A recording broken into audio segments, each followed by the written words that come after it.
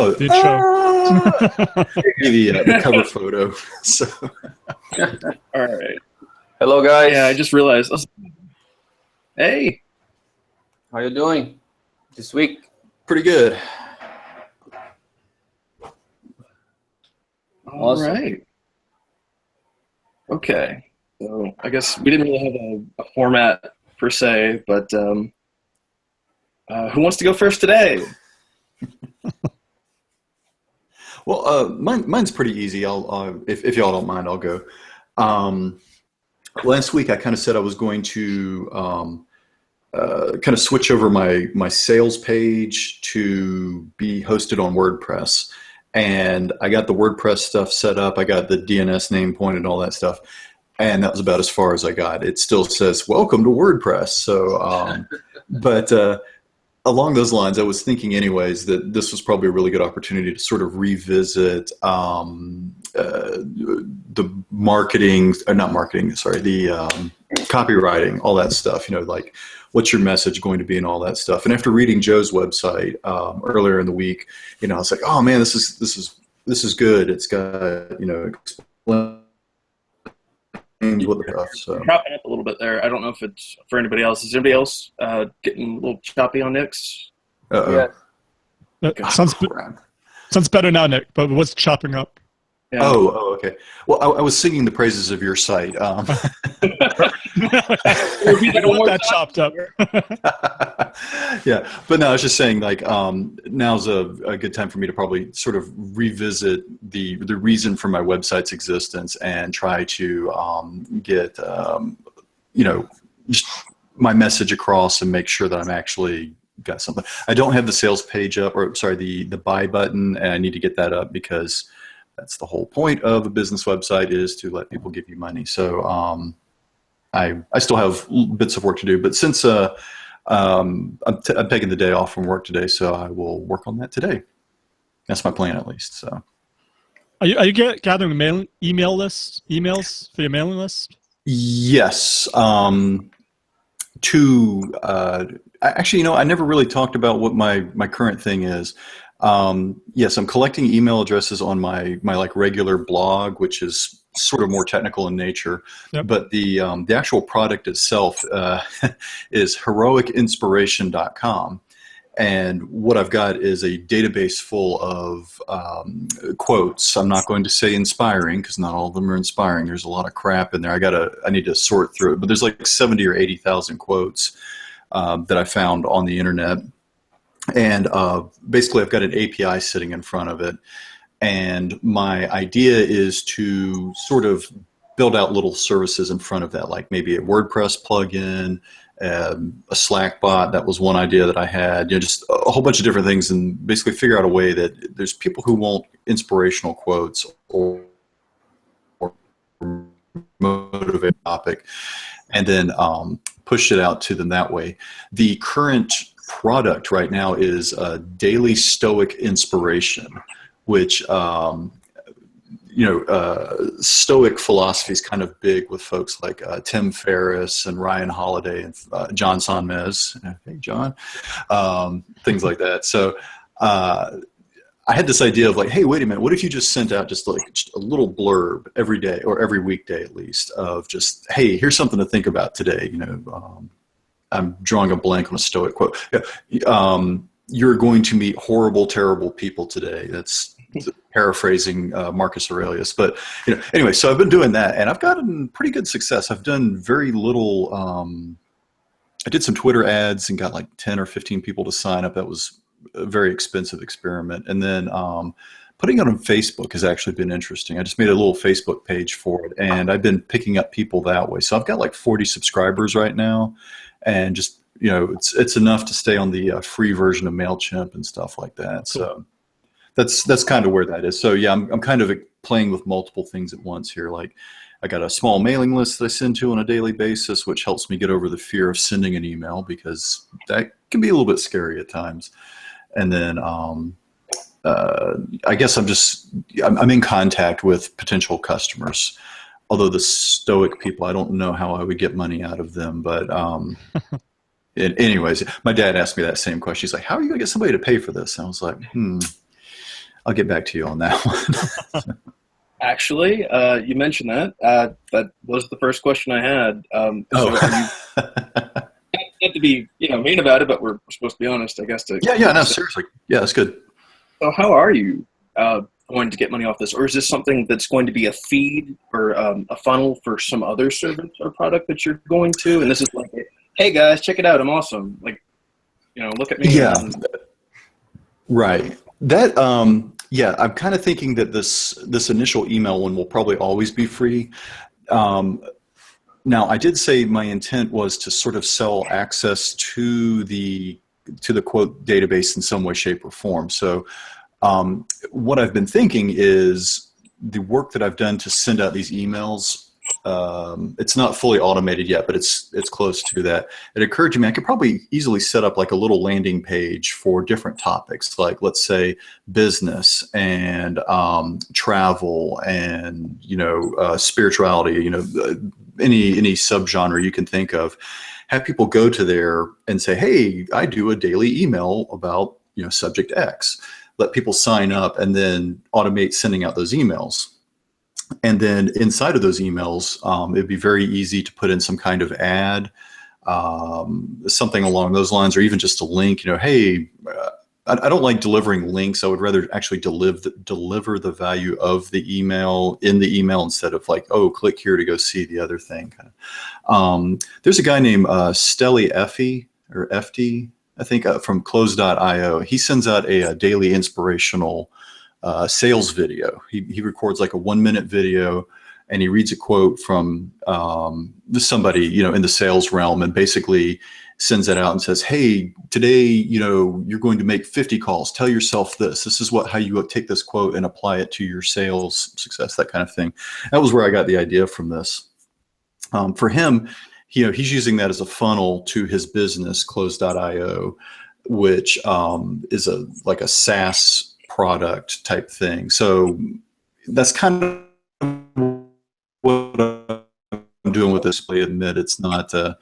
I am not going to retire off of this one, folks. Mark my words. But I figured it was.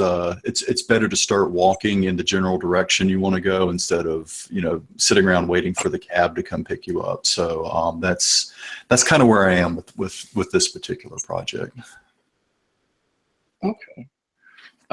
As a personal thing, I'd say look into your customer, your product market fit, and try to think of what is the value add for your product. At this point, you're motivating people, right? So you need to determine what the cost would be that people are willing to pay associated with this, if they are willing to pay in large enough numbers.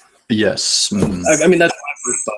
So, like, I before I do any more data, I'd probably get, and you could probably do things that don't scale, right? Call Graham. Start off manually sending them these things. If in fact they want to pay for the service, and if it gets to the point where they do, you can certainly automate that and no problem. But yeah, I'd look to see if this is something that people are willing to pay for, and if so, how much. And because you mentioned you already did like a Twitter campaign that cost an actual paid Twitter campaign. I know there's like a free tier too, I guess, kind of. I've been playing in that too, but yeah, they before you start spending more money on it. But yeah, right. Yeah, no, exactly. Matter of fact, I've that's part of the reason why I wanted to move it off of.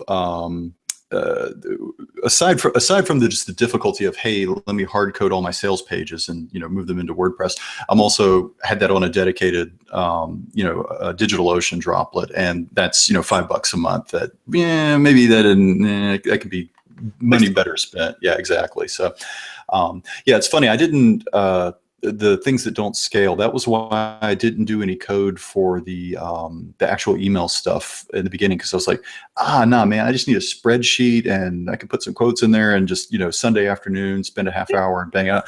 And that's actually what I've been doing since June. So it's funny when I tell people about this, they're like, oh, you're a programmer, you must have this stuff all figured out. I'm like, actually, it's me copy paste send, copy paste send. So no worries. Hey. Yeah. It's like they don't have to know that. It's like, yeah, it's amazing. It's super high speed. I have like microservices on microservices on microservices sending stuff to you. Sure. Yeah. Yeah, and you have to test the market first before Yes. you build something. So you're doing the right thing. I've heard of this guy. His name is Naveen Ditakavi, I think. He's an Indian who lives in Boston area, something like that, in the US. And he created a startup called nextvacay.com, which basically sends you personalized offers from your airport, from your home airport, you know? Yeah.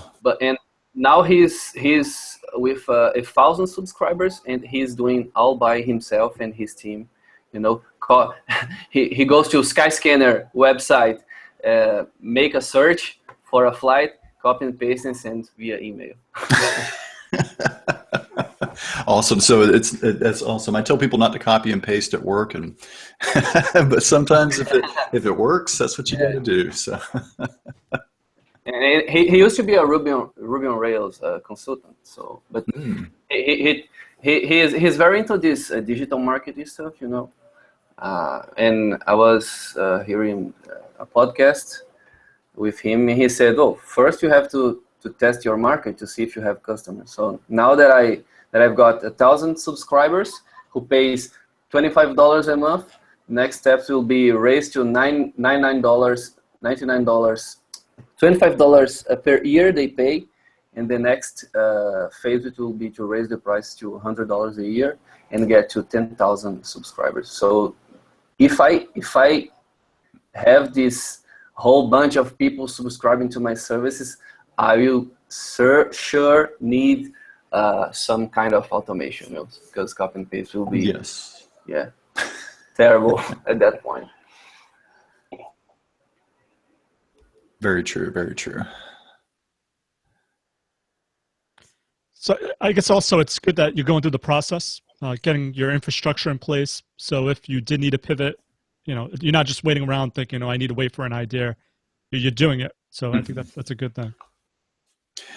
Yeah, I think my worst fear is just sitting idle. You know, the entrepreneur. You know, like, oh yeah, someday I'm going to do this, and I think I don't think I know. I've been that person for too long. You know, so this is, you know, now if I actually did this in a meeting the other day. I was like, I'm an entrepreneur, and everybody looked at me, and the people who knew me were like, what are you saying? But the new people looked at me like, oh, okay, cool. And I was like, oh, okay, good. I'm moving forward here. So I guess, when do you know it's a real business and not a hobby? Like, I have a hard time saying I'm an entrepreneur. I'm making money, but I mean, that's on the side. So when do I know that it's real? I have people paying money, but you know, how do I know when I know that it's the right deal? You know what I mean? Or when I know this is no longer a hobby. This is what I should be doing full time. I don't know if anyone's had any experience with that or thought about it. I've certainly thought it's like when I don't have to take client work anymore and I can do the thing. I at least that's my thought, not there either. Right. I guess you could do the calculation for the minimum viable income and kind of like, all right, well, if I can live off of this and do this all the time, then that's what I'll do. Right. But I mean, that's my thoughts on it. I don't know. Past that, I'm not there yet, so it's like.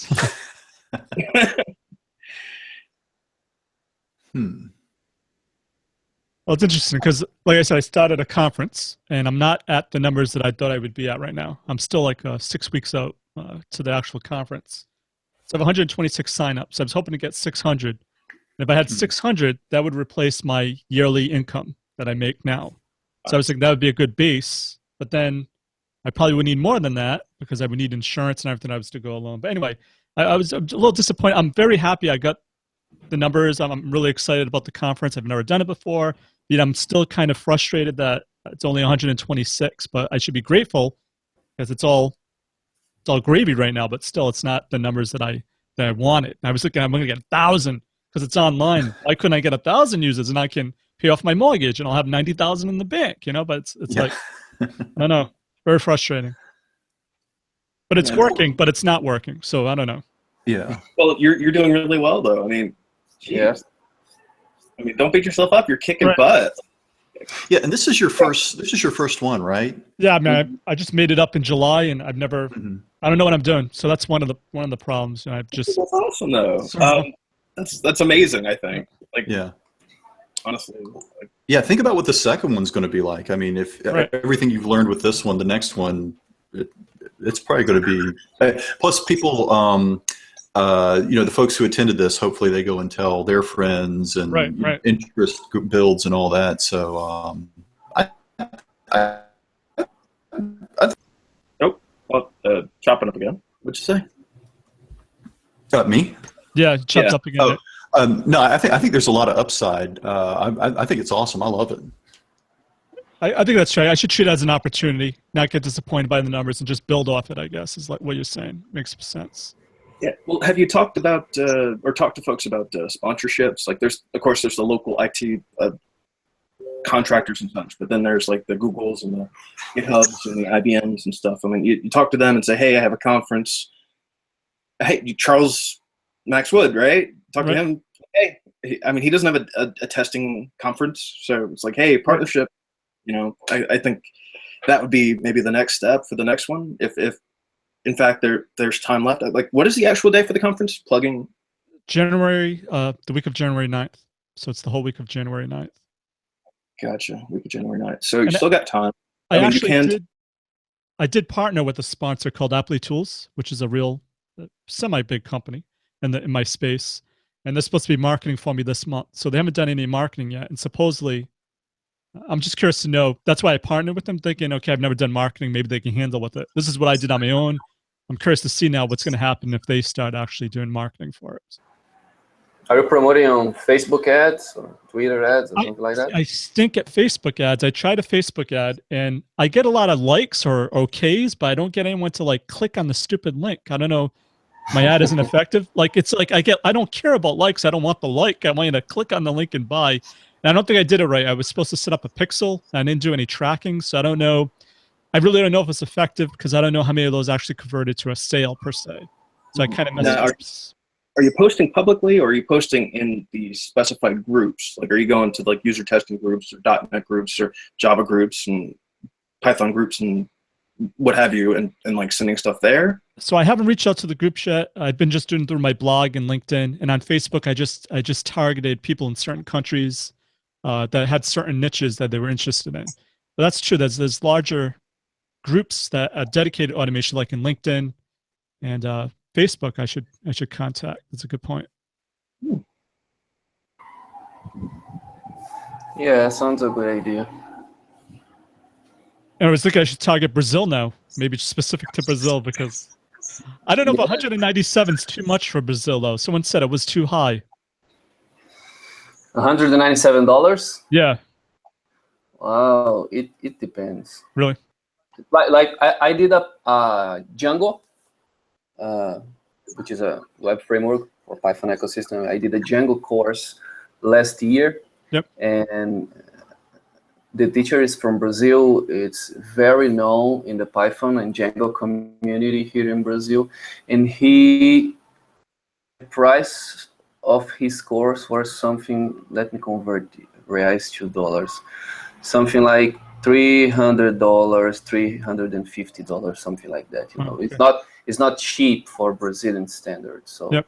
But this guy is very known here on the Python community, and now he runs his course only twice a year, because like he runs his course 2 months of work, 2 or 3 months of vacation, and then go back and then do all over again. You know. That's what I was hoping for the conference. Maybe I do it every 6 months. You know, but well, I'm not there yet. But that's like something I was thinking of. I could make everything in two conferences, and then 2 conferences a year. Yeah. Okay. Yeah. Sounds reasonable. Yeah, it depends. You have to try. Right. You have to try. Especially because like I don't know how is the test automation scene here in Brazil. You know. Right. So I also had yeah. Oh, I was going to say, isn't John Sammez also? Isn't that what he back in the day started out on, test automation? Yeah, he's one of my keynotes. Like, I'm gonna do my keynote. So that's awesome. I didn't know that. I really got to check that out again and look at like your listings. Like maybe I need to go because my automation testing I've not done nearly as much as I should. But anyways, yeah. Yeah, and a funny thing that I won the John Summons How to Market Yourself as a Software Developer course on Joe's Colantonio podcast with John. So. Oh, did you really? Yeah. Okay. All right. Nice. I'm the winner. Oh, you are? Nice. That's right. Yes. Awesome. So I saved. Cool. I didn't know that. Yeah, I saved $200. Thanks. So nice. It's a small world. Yeah. No extra connections there, right? It's like, Right. no, I have no relation to. Yeah.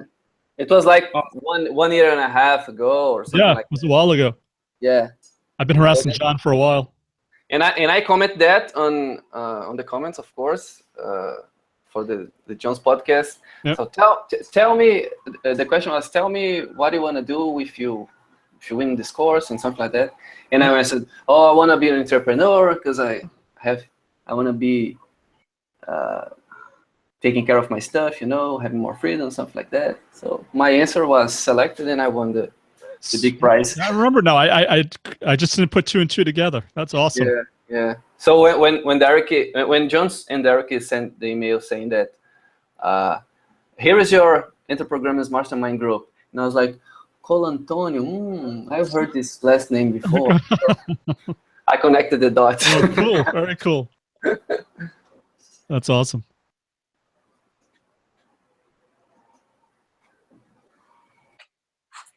Wow. So I guess we talked Nick formally. We talked about Nick formally.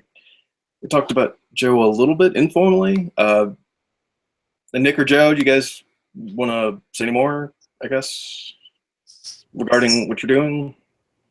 I mean, I could talk for hours. Yeah. I had one win. I did a webinar this week to promote the conference with that company, Appley Tools.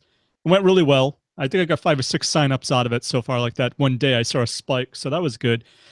It's just like if I should have planned this better, but if I should have really hustled and did more webinars and really pushed it, but it's so time consuming. But I mean that works. So it's just I should have dedicated more resources to that in hindsight. So probably the next one I'll know I should do some more nurturing of the conference with webinars to promote it at the end, have some sort of funnel, maybe my email sequence from Joe Colantonio. I should have like a three video sequence, and at the end say, and by the way, here's a conference you should check out. There's all these things I should be doing that I haven't done for this, but You could do like a test automation week. So, webinars from Monday to Friday, like 30, 40 minutes each one, explaining some topic of test automation, and at the end you promote your conference. Right. This is very effective, by the way. That's a good idea. I have a pretty big mailing list, so that's actually a great idea. It's just a matter of doing it. So how many subscribers are in your email list currently? Big for me, but it's not a big list. It's 10,376. 10,000 is pretty big. Well, my open rate's not that good, so I don't know how many of those are dead weight. So yeah. Well, so what do you use for your webinar setup? Like, because that's something like I know there's like GoToMeeting webinar, which is super flippin' expensive, and then I guess something like this, or what do you do? I had Webinar Ninja, which I don't like. So what I would do next, like I've done with my conference, is I'm doing something called live streaming. So I have a box dedicated to video and audio, and I send people a link, and then they can go to my website, and I'm streaming to either YouTube, and I'm taking a private YouTube and putting it on my webpage so they can view it there. So it's me it's almost like my own little, I'm doing my own webinar, but using my own equipment that can handle it. So there's no headroom on the amount of people that can attend. There's none of that. So that's how I would do it now. I still have a Webinar Ninja, but I have bad quality. I don't like the quality of audio or video. So is it like Twitch or something that or are you just like completely, here's my website and here's my feed. Yeah, here's a URL, and in my URL I have embedded a player, and then it's just me and my host just streaming. I have a video on me, and okay, gotcha. Because that's something I know. I'm in the same boat. My mailing list is non-existent, and webinars probably need to do those. But yeah, because a good tip is I didn't know I was doing certain companies will actually give you the mailing list of people that join your particular show. So I've been guest speakers on some of these and never asked for it. So my mailing list was like 6,000. And then I started asking. I've been showing on like Zephyr. I went on some Zephyr as a guest, and I said, "Oh, can I have the mailing list?" And so I got 2,000 chunks, 2,000 people. Just put them on my mailing list because they signed up for the webinar for this other company, which is bigger. Just like that for free? I mean, not, it's like not to do anything dastardly, but like you just ask for the mailing list, or? Yeah, I mean, as part of it, some of them share it and some of them don't. But I just asked because I'm a guest and they're coming because of me per se. I can have access to that list. I found out it's probably kind of shady because they're not signing up directly to your mailing list could be an issue, because then they don't know why they got from you. So I usually do an email saying, "Hey, I got your email because you attended my webinar. You can unsubscribe here, but here are some benefits you get if you stay subscribed," or something like that. But that's how I get around it. Not everyone does it, but that's a good way to grow it. If you know some companies that are doing webinars, you can be a guest on there, have them promote it, and then ask if they share their sign up list with you. And I know a lot of them do like check here to be part of our mailing list and have your email out to partners and stuff, which I guess on the surface at least they sort of let you know before you do it. That's true, right? Okay, cool. I'm not that I'm wanting to get too shady or anything, but no, I don't know if it's shady. It's just you don't want to get flagged as spam is the problem, because then then no one opens your emails because it'll go in their spam directly. But it's pretty. I think it's legit. It's just you just need to do that extra precaution when you do it. But that's how I accelerated my growth with the mailing list once I found that out. Probably could be a lot bigger now if I knew that from the beginning.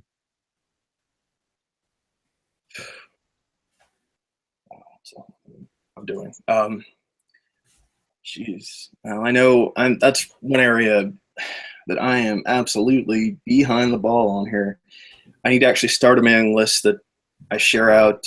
I did go on was it MailChimp and set up a campaign and do all that, and now I need to start blogging again. It's like I have like 40 something posts already that I haven't done anything with in a while, and it's like I could probably take that content and do something with it, but I'm behind the ball on that. So it's like I got a ton of content, a ton of stuff. I just don't have a mailing list, which is, I guess it's a no-no, right? Everybody's got to have a mailing list. Yeah, I mean, everyone says it's needed. Even now, I think it's essential. I would hop on it right away. Yeah. I mean, even if you just go to like SumoMe and throw up the little welcome mat thing, I did that, and I was just looking at the stats, and I've got 38. It says 38 subscribers signed up through the mat, which I don't know how far back that goes. 39 addresses collected. And I think I've had it on there for 3 or 4 months, and it's only been in like the last month that I've started getting like really, appreciable traffic on my blog. But it's there. I'm not really reaching out to these people in particular, but they're there. So hopefully one day when I do have something, I can be like, hey, please go look at this. So.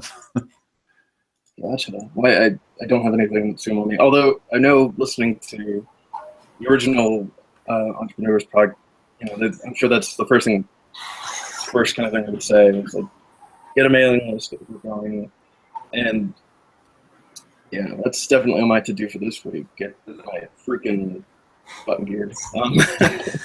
I would highly recommend Thrive Themes. That's what John Samez and all of them use. It has all that stuff integrated into it, all the marketing stuff, the pop-ups, the forms. There's things for ads. I'm able to run ads using all these. It has all this stuff plugged in, made directly for marketing. It's really helpful. Cool. All right. Yeah, I started to migrate my blog to WordPress again. So I mentioned last week that I was running with some HTML stuff like Jekyll, Hugo, and something like that. So I started to migrate to WordPress, and man, it's a lot of work. Oh, it's boring. 4 posts that I need to finish the migration of them. But and then I was looking after this, like revisiting all the posts that I wrote since 2010, and I was like, man, I wrote about a bunch of stuff, you know. So if someone enters in my blog, they will not know what I do for a living. So because there is a post, telling about Ruby, another one about Django, another one about Docker, another one about Oracle, another one about Play Framework and Java, and I was like, oh, this is very wrong. I need to focus on something. Yeah. My blog goes back to, I want to say like 2005 or 2006. And Wow. I had the same problem where in the beginning, I was just like, oh, whatever, let me just type, whatever's on my mind. And I heard somebody, I think it was a $100 MBA, they were talking about going through and like actually removing content from your site. And I went and did that. I went back and I probably removed like 20 or 30 blog posts. I just basically went into WordPress and said, okay, instead of showing me the most recent, show me the oldest. And I just went through the list and I was like, this is like 80 words of me talking about lead. And I don't know if it made a difference in the eyes of the search engine stuff, but it made me feel better. Like maybe I'm more focused now. That's a good point. I heard something similar, I think, on Pat Flynn, where they were talking about looking at your older content and deleting things, but also something that seems common sense, but I never thought about, getting your older posts and updating them, and then adding more stuff to it, so that it is fresher, but you still keep all the juice that you have from the older one, and you get a newer date on it. So that's one way to keep things up to date. So you could say, no, I was talking about this topic back then, or update it with something that is more relevant now to what you're doing, and still keep the older stuff as content. That's one way to probably get around it. Yeah, but this is hard to do when it's like back in 2010, 2011, when I started to blog. I was dealing with a totally different technology that I'm working now. So I still have visitors visiting this old content. And then I was like, oh man, should I delete this or not? Because back then I was a kind of authority in that technology, in Oracle middleware. But right now, I want to move my direction to focus on something, I'm in the same boat. I have older technology that I don't use anymore, so I get questions. I'm like, I have no idea. I don't even remember writing this. But I just in the comments asked the group, hey, is there anyone else in the community that can answer this? So get other people involved. But that's true. That's one challenge I always come up with technical blogs, is that a lot of times I'm blogging about things that I may know at that time, but now it's been 5-6 years, I don't know what it was, and people are still asking me questions about it. So yeah. And I bought the Optimized Press theme. Yep. But I didn't set up. Okay. Actually, I set up, but I didn't play it with. I had a hard time Optimized Press. That's why I went to Thrive. It was harder to set up than I thought it would be. Yeah, I find a guy on Fiverr.com. Yep. And the guy said, "Oh, I can do your website, set up a blog, a sales page, a sales funnel." And I was like, "Okay, how much is going to cost me?" Because they advertise like $5, $10, $25. Your add-on, $5,000. Darn. And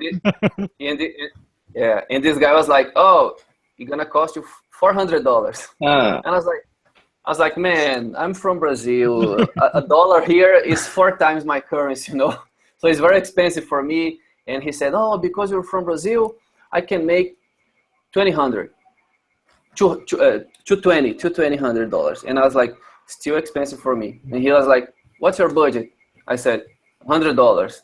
And he said, "Okay, I can make for $120. And I was like, over my budget. All right. Yeah. But long story short, I paid $120 plus $6 of Fiverr.com fee. And after one day, this guy found another gig, I believe. And he said, "Oh, I can't do your site anymore. Here is your money back." No. And then I spent $6 I'm without the site, you know. So. Oh man. Oh, I was very pissed. Yeah. Yeah, like sites like Fiverr, I don't know.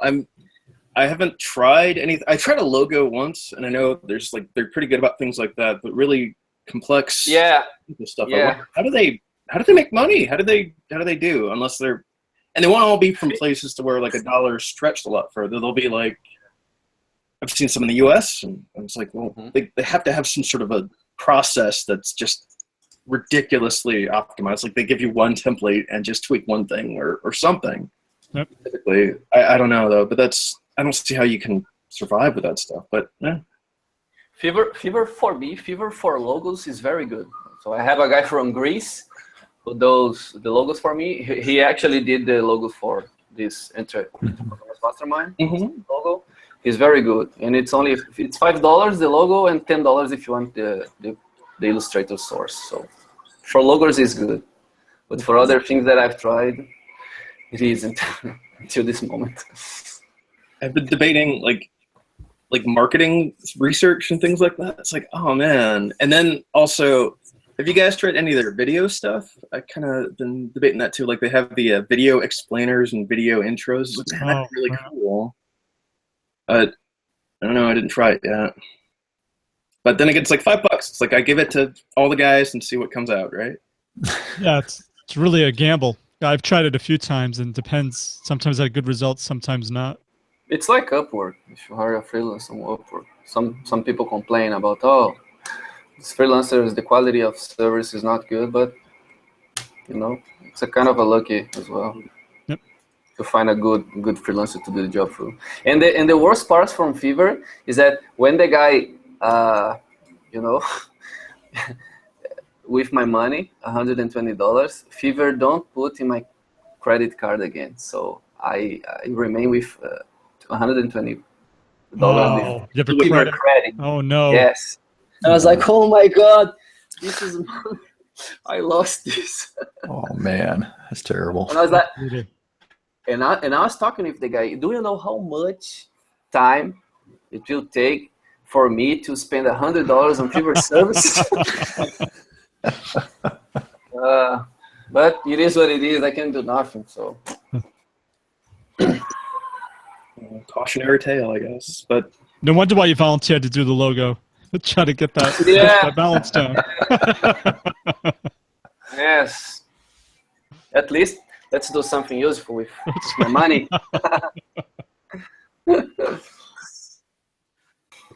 But I don't know. I can use this money in the future when I have my my entrepreneur thing set up well to promote, contract some copywriters or something like that. I still could use this money in the future. Mm-hmm. So, for a simple thing, not for yeah. Not for a whole optimized press development website. Yeah. Do my taxes, $5, right? That's right.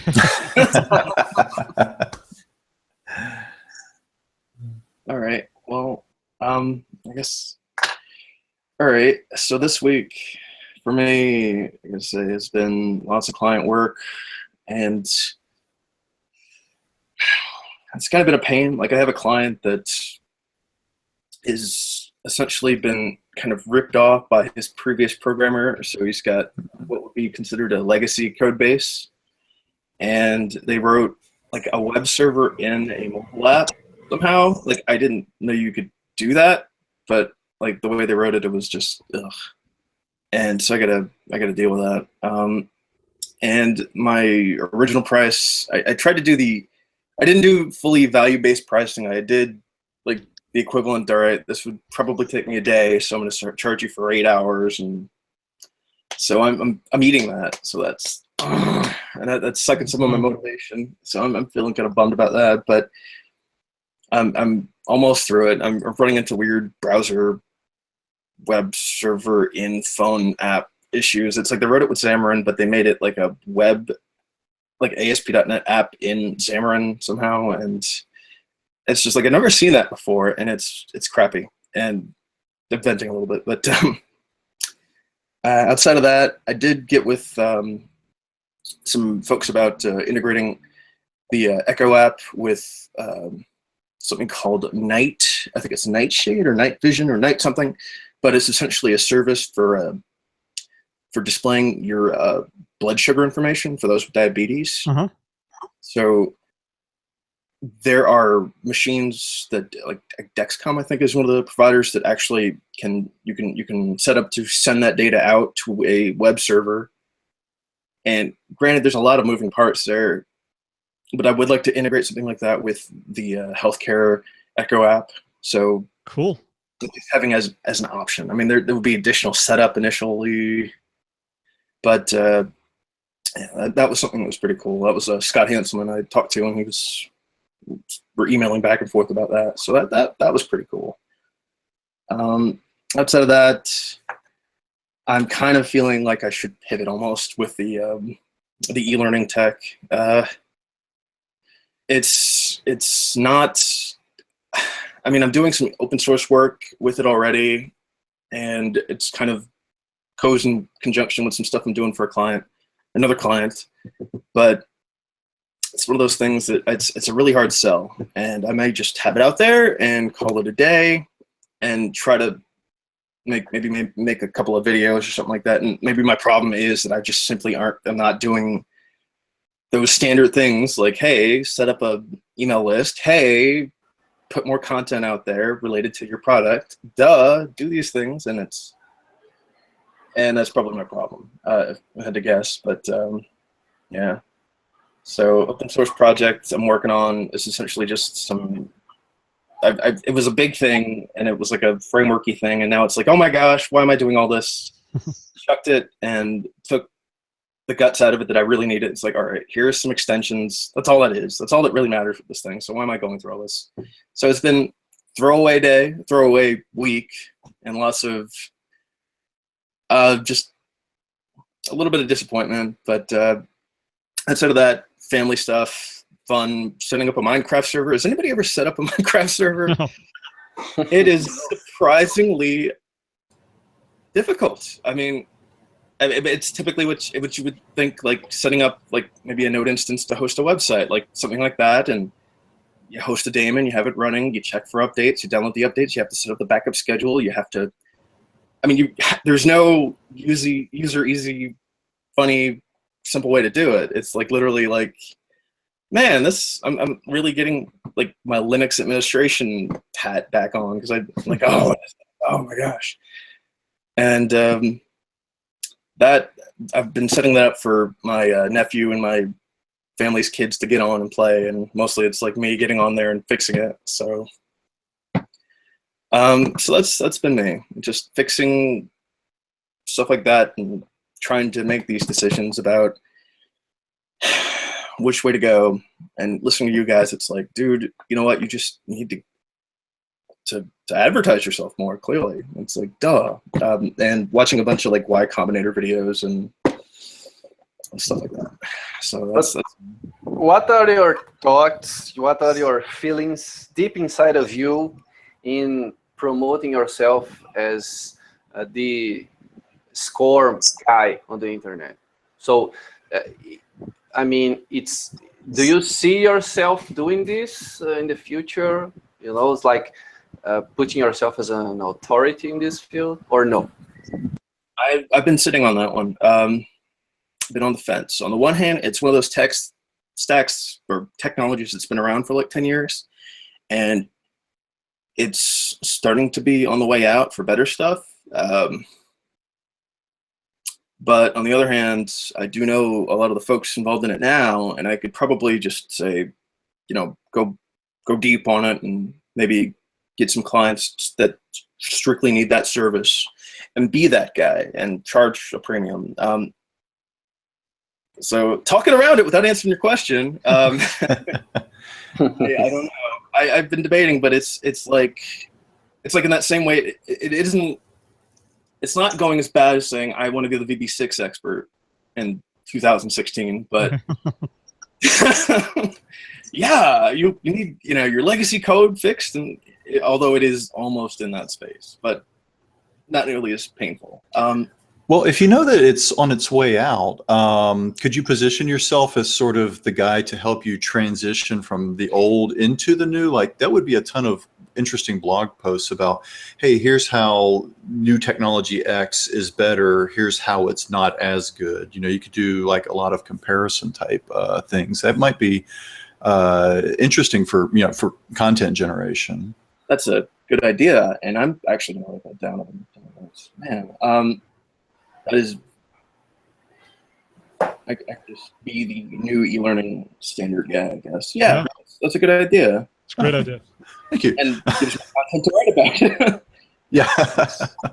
I mean, that's what I've been doing with my Python Flask stuff, because like I said, I'm not, there are people out there who are so much better at Flask than I am, and they're more well positioned. So I've been trying to figure out like what tools do I use that maybe I use them in a unique way. And like I like Emacs, so Emacs and Pylint, those are two tools I've been playing with recently. A lot of people use both, but are people using them together? So I've got a blog post I'm trying to work on for Monday to say, hey, here's my little contribution to a niche of a niche, which is a very niche thing to do. So anyways, that's where my mindset is on some of this stuff right now. And Nick, your blog now only contains Python and Flask posts? No, it's this year I have leaned heavily towards that. I still will do non-Python posts because I just don't have anything to say that week about it. But I try not to talk about Java.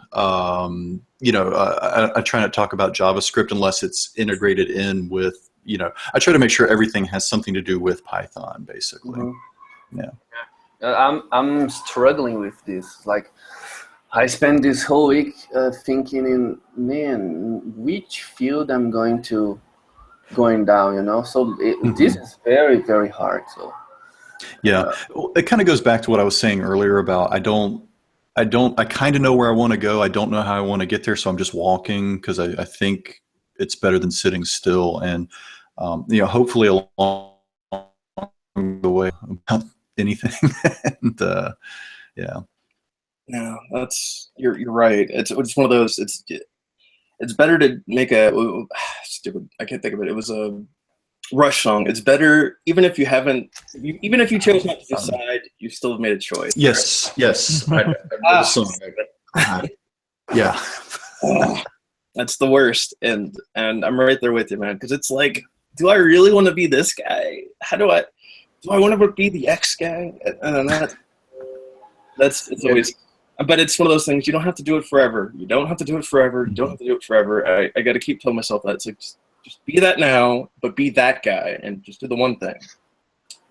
Be like, or I think about like John Sonmez. I mean, you know, he started as a simple programmer, but now he's becoming like the weightlifting real estate guy who also codes occasionally, which is just the most bizarre combination in the world. But then again, you can't think of anybody else who's like that. So he's number one. You know? A 6-pack, a new house, and, like, code, and like just do it all. Tony Robbins for programmers. Right, yeah, exactly. And he mentioned in one of his old videos that he plans to do some conference with his followers. Mm-hmm. And I was thinking, oh man, this is gonna be really like a Tony Robbins seminar. You can code in Java 8. You can code in Python. Let's do it. Come on. While walking across a bed of coals. You know? Or old technical books you're walking through. Like, you lift the coding books. And, yeah. And then like reading one, and it's like while you're running the coals, and programming on your standing desk, and like This what Nick mentioned is very interesting because it is a bizarre combination, but it's working. Yeah. How interesting is that, huh? But he did start with the one thing, though. He kicked butt at Pluralsight and kicked butt making the content and billing himself as the simple programmer guy and writing his book. Yeah. And he didn't delete his old content. You know, That's true. you can actually see his first blog post. So he tells about C++ and, you know, code complete book and object orientation programming and stuff like that, and then test automation, and then more C++ algorithm stuff, and then real estate, weightlifting. I mean, I guess the thing is just keep making more content. If you make a lot of content that does this one thing, I guess it doesn't. Maybe I don't know if it offsets it, but maybe that's the key. I know there's a lot of legacy tech that's still like. I wrote a couple of things on Classic ASP maybe forever ago, and using like certain editors with it, and I still get hits for that, even though it's like, geez, guys, I'm sorry. I feel bad for you guys, but yeah. So I mean, maybe there's something to be said about that. And of course, you know, you look at Stack Overflow. I mean, technically, a lot of the tech that people ask questions about is obsolete. I mean, it's like, hey, Fortran is whatever, but I guess you have it in the archive status and you don't keep writing about it anymore if you don't want to be the guy that does it. So I don't know. I guess I'm in the boat that I don't like getting rid of any of my posts. Like, I love them all, but they're terrible, some of them. I just don't want to get rid of them. So that'd be a struggle for me. Yeah, for me, if it's something that nobody hits, I have no problem with deleting it. But if like one person has visited it, then I don't want to delete it. Right. Well, my biggest post is my oldest one, so it's something I don't even do anymore. But I kind of use it as a landing page where I'll promote things on that page because it gets some of the most traffic. So I'll put like right there, like anything I'm announcing, anything new, I kind of use it almost like a landing page because it's, you know, it gets so many hits. That's a great idea. Yeah. It is. Yeah. Leverage your existing connections or content. Yeah, the traffic, right? Yeah. Yeah. Use it to your advantage. Don't think of it as a negative. I'm getting traffic to this page. It's not what I want to be known for, but maybe I can leverage it somehow to drive traffic to where I want people to go. Hey, on that, I did want to ask you guys something. So I got a lot of content that's technically on Stack Overflow, like answers. Yep. How terrible would that be if I moved that over? Would that be considered like... I do it all the time, but I do a video on it too. So I added something extra to it. What? So I do a lot of rehashing. So that's how you can remix it. You're taking old content and you're adding a new spin on it. So it's not like you're being cheesy or anything. You're adding value with something extra. Oh, all right. That's a really good idea. I like that. Seriously. Or do a podcast episode on. That's what I do. I do a podcast episode, and then I take that, I make it into a blog, and then I take that and I make it into a video. So I'm just like, it's a turkey, Thanksgiving turkey, carving it up, serving it up different ways. One content, just multiple ways. Saves time too. Are you transposing the actual blog post itself word for word into a blog, or like how are you doing it? So no, what I'm doing is I'm acting like it's a guest post. So I'll summarize what it is and like kind of make a twist on it, and then I just take the whole transcript and I throw it under it. So it kind of adds like it's a new post, but it's really not. It's just me taking the interview, making a post out of it, and then putting the interview under it. I think that's what John is doing with Simple Programmer lately. Yeah, that's definitely what he's doing. I don't think he doesn't write blog posts anymore. He that's why he accepted a guest post, Yep. So I think he made a video. He pays someone, an Upwork, Fiverr, or something like that, to transcribe this video, and then the video becomes a blog post. So he's serving the same content in two different ways. Yeah. And he also could transform the video recording in a podcast. Why not? That's what I've been doing. Yeah. Wow. Well, hey, man, that's cool. This is totally right up my alley. I got a couple of pages of notes here. I can make this into a blog post, right? All right. Oh wait. Well, it's funny. I was thinking that this whole adventure that we're on would make an interesting series of blog posts. Like, hey, here's the first month, and talk about whatever, and then like every couple of months you could say, hey, my mastermind group has really helped me, and Mm-hmm. Blah, blah, blah, blah. Here are my goals and here are my achievements. Mm-hmm. Yep. Yeah. And it forces you to do something about it. Got to talk to people and tell them. Yeah, this weightlifting real estate guy showed me how to make a mastermind group. It's awesome. An advertisement right there. Got this one trick that everybody hates him for or something, right? One cool trick. Yeah. Oh, man. Yeah, this is interesting because if you make a compromise with your public, you better do it. Yeah. That's right. Hold your feet to the fire, and then you lose. Yeah. So I'm wondering, almost rather than doing thoughts, your final thoughts for the week, we should do like what is one actionable thing you will do this week that next time we meet you would have done to move your business forward. So I think that would be something a little more tangible that we could maybe introduce. It's a little different than what they're doing on Entreprogrammers. Yeah. Yeah, I like that. So we can stop being accountable to each other for one little action. Did you do it? No, why not? And we can stay on top of it. All right, that sounds good. And we have like 5 minutes left, so now would probably be the best time to start. So, who wants to start? I don't want to start. I can go first. All right. What do you think? So should I start with, I promise that in the next week I will accomplish that. Not promise, like which one goal that you want to achieve for this week, for next time we speak? Yeah, for the next time we speak, probably next week, my goal is to figure out in which subject I'm going to focus, because I'm struggling with this for a long time, and this has to stop. I can't do this anymore, So I need to figure out in what niche I'm going to focus. So that's my goal for the week.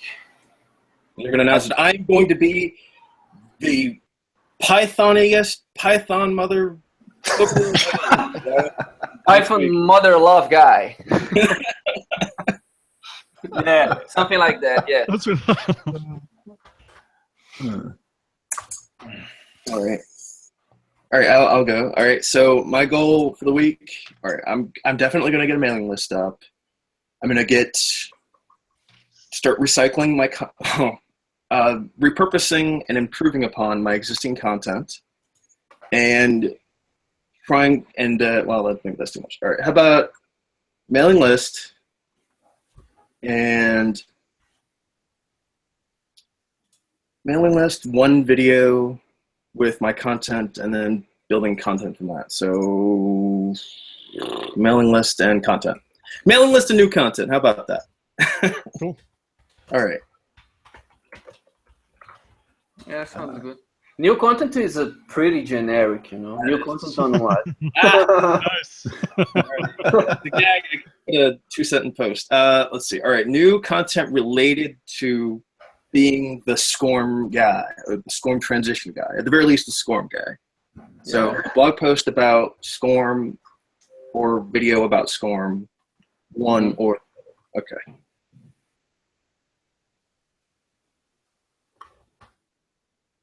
Got it. That's what I'm doing. All right. I was digging through my Trello cards trying to figure out which one should go at the top.